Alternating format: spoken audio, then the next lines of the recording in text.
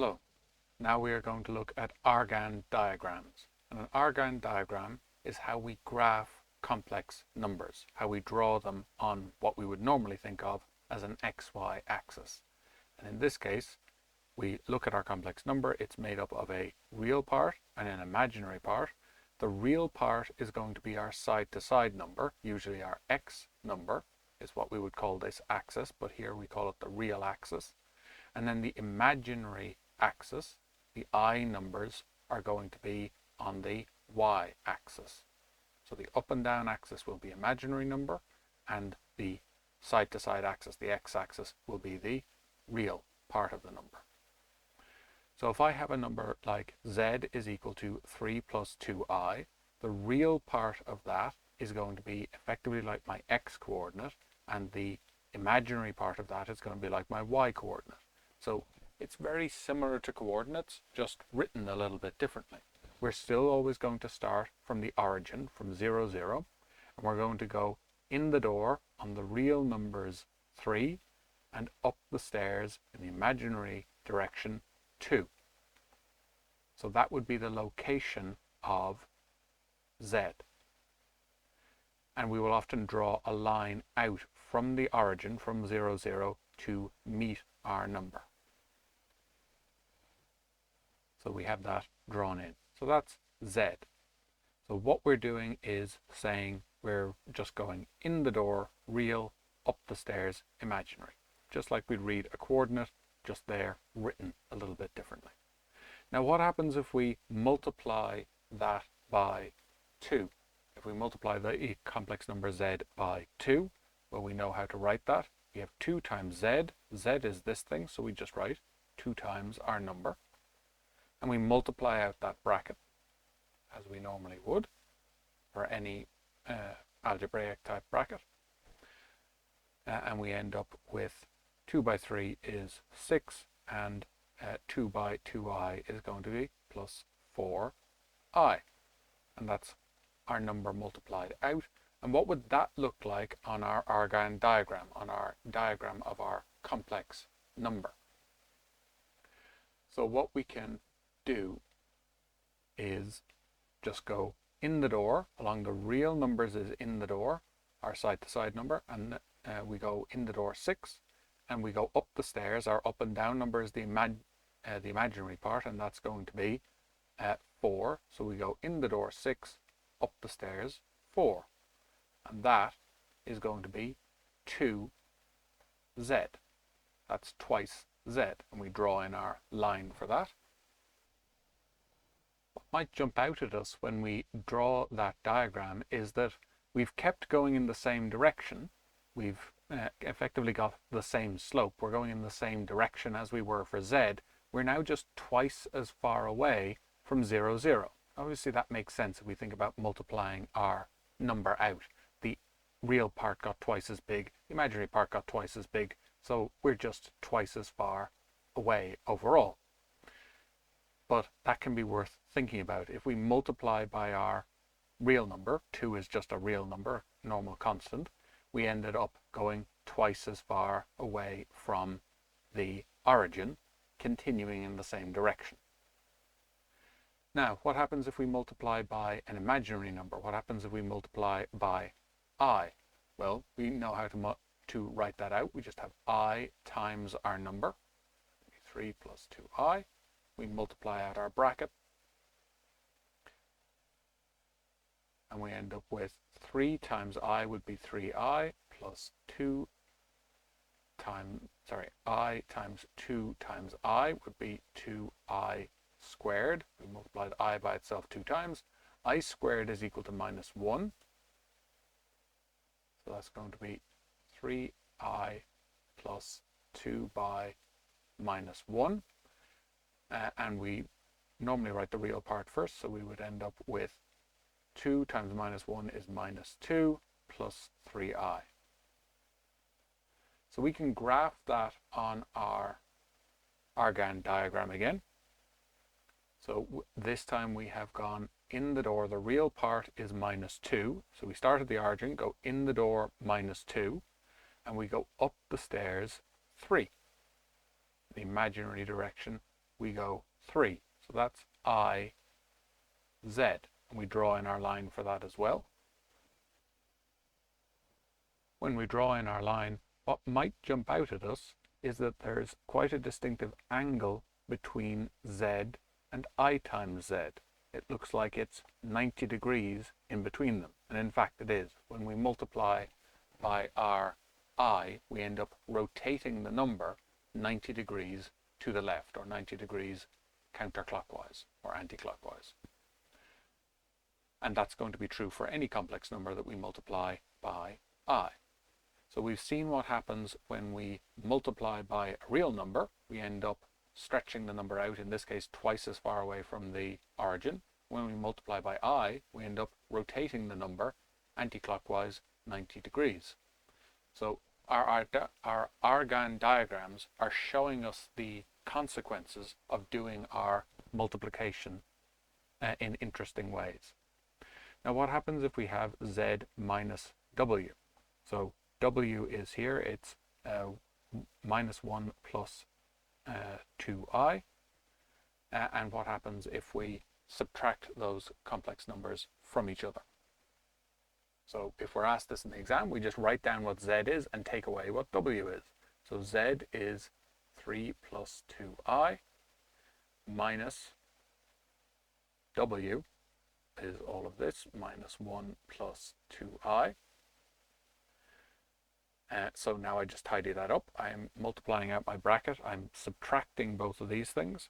I can imagine that there's a little hidden 1 in here if I like, but one way or the other I'm subtracting both of those things. So we can draw in a 1 if you feel more comfortable with it.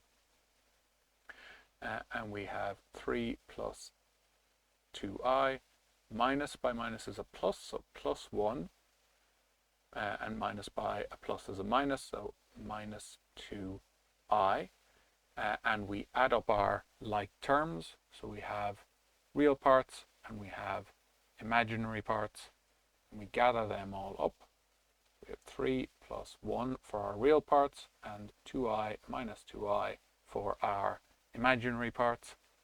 When we add them together, we end up with 4, and plus 2i minus 2i would just be plus 0i, which we'd often just write as 4, but it can be helpful to leave it as 0i to remind us of what it means in a complex numbers type of situation.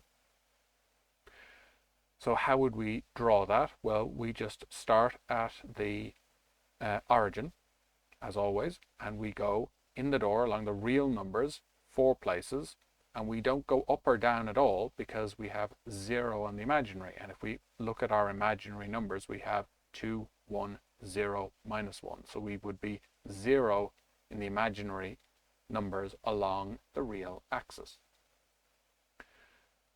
So that is what my number looks like, and I'm going to draw in my line. I can see that I am just going along the real axis because I just have a purely real number, even though it has a complex part, it has an imaginary part to it, because all numbers do, but in this case the imaginary part is just 0, so it sits along the real axis like numbers that we've been dealing with for years. Now we're going to deal with our just another set of complex numbers. We have Z1 now is going to be 1 plus 2i, so we can plot Z1. So we start at the origin, we go in 1 and up 2, so that's going to be Z1. And we draw in our line, and we have our line in now. So what does our Z with a bar on top of it mean? It means the complex conjugate of Z1. So that means the imaginary part is going to change its sign. That's all that changes for our complex conjugate. So the complex conjugate is just going to be 1 minus 2i. Again, that's the complex conjugate, and we can graph that on our work. So we can say we start at the origin, in the door on the real part 1, and then minus 2 in the imaginary. And that brings us down to our Z1 or the complex conjugate of z1. We'll draw in our line. So that's what our complex conjugate looks like. And what happens if we multiply by I? Well, based on what happened before, I would expect if I'm multiplying my z1 by I would go off at 90 degrees from that. So I'd expect to end up maybe somewhere around here. I'm going off 90 degrees from my original number, or rotating my number through 90 degrees. So let's see where we end up when we actually do our calculation. So I times z1, well, I know what z1 is, so I just write that down, and I do my multiplying out as normal. And I get I times 1 is just I times plus 2I is going to be plus 2I squared. I by I is I squared, and I know that I squared is equal to minus 1. So I have I plus 2 on minus 1. Well, that would be the same as, if I put the real part first, minus 2 plus I. So if I go and graph that now, I would have start at the origin, in the door minus 2, up the stairs 1I, and I would end up at I z1.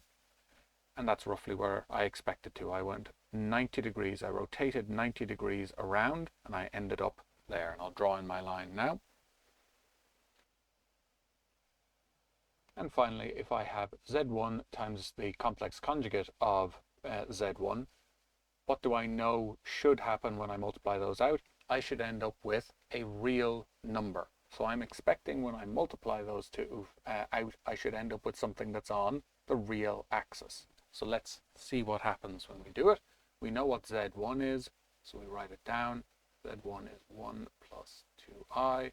The complex conjugate is 1 minus 2i. The complex conjugate, the sign of the imaginary part just flips, it changes.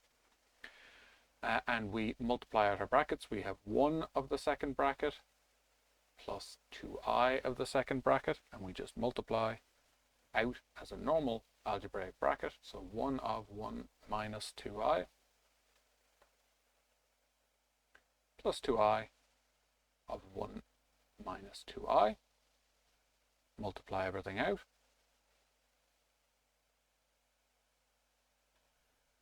And we end up with 1 by 1 is 1, 1 by minus 2i is minus 2i, plus 2i by 1 is plus 2i, and plus 2i by minus 2i would be minus 4i squared. I by I is I squared. I have some like terms here, and I also know that I squared is minus 1. So that's going to be 1 minus 2i plus 2i is going to be 0i. So we have 0 imaginary, and we have minus 4 times minus 1. So we end up with 1 plus 4. Minus by minus is a plus, so we end up with 5. So our number, when we do out that multiplication, is just going to be 5, or if we like, 5 plus 0i.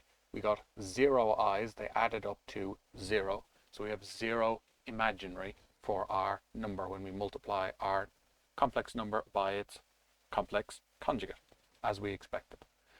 So when we have done that, we just go start at the origin, in the door 5, and we don't go up the stairs or down the stairs at all because we've got 0 on our imaginary. So we draw in our line for that. And we are just going straight along the real axis because we have no imaginary part from our multiply. And that is how we can use Argand diagrams to graph and to better understand what's happening when we're multiplying by real numbers, when we're multiplying by I. So we're stretching out or shrinking back along our line for multiplying by a real number.